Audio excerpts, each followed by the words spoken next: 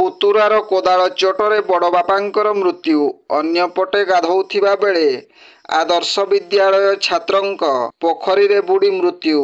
କେନ୍ଦୁଝର ଜିଲ୍ଲା ବାଂଶପାଳ ବ୍ଲକ ନୟାକୋଟ ଥାନା ଅଧୀନ ଦୁଧପୋଷି ଗ୍ରାମରେ ଘଟିଯାଇଛି ଏକ ଅଭାବନୀୟ ଘଟଣା।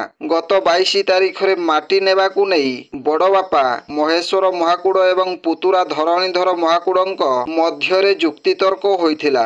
ପରେ ସବୁ ସୀମାକୁ ଲଙ୍ଘି ଧରଣୀଧର ମହାକୁଡ଼ ଓରଫ ସିପୁ ଏକ କୋଦାଳ ସାହାଯ୍ୟରେ ବଡ଼ବାପା ମହେଶ୍ୱର ମହାକୁଡ଼ଙ୍କୁ ହାଣି ଗୁରୁତର ଆହତ କରିଥିଲେ। ପରିବାର ପକ୍ଷରୁ ସଙ୍ଗେ ସଙ୍ଗେ ତାଙ୍କୁ କେନ୍ଦୁଝର ଧରଣୀଧର ମେଡିକାଲରେ ଭର୍ତ୍ତି କରିଥିଲେ।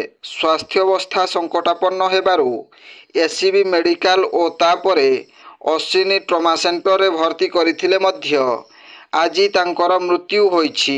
ଅନ୍ୟ ଏକ ଖବର, କେନ୍ଦୁଝର ଜିଲ୍ଲା ହାଟଡିହି ବ୍ଲକ ସୁନ୍ଦରାପାଳ ଆଦର୍ଶ ବିଦ୍ୟାଳୟର ଛାତ୍ର ସାଇ ପ୍ରସାଦ ବୟସ 13। ସେ ଦଶହରା ଛୁଟିରେ ଆସି ପୋଖରୀରେ ବୁଡ଼ି ମୃତ୍ୟୁବରଣ କରିଛନ୍ତି।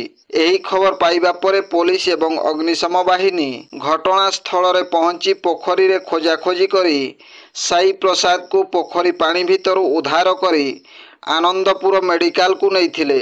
ସେଠାରେ ଡାକ୍ତର ତାଙ୍କୁ ମୃତ ଘୋଷଣା କରିଛନ୍ତି। ବିଷ୍ଣୁପୁର ଗ୍ରାମର ସୁଶାନ୍ତ ଜେନାଙ୍କ ପୁଅ ସାଇ ପ୍ରସାଦ ବୟସ 13। Bureau report, Janajagaran Odia. Video ଗୁଡ଼ିକ ଆପଣମାନଙ୍କୁ ଭଲ ଲାଗୁଥିଲେ ଆମ ଚ୍ୟାନେଲକୁ ସବସ୍କ୍ରାଇବ୍ କରିବା ସହ ଲାଇକ୍ ସେୟାର କରିବାକୁ ଭୁଲନ୍ତୁ ନାହିଁ।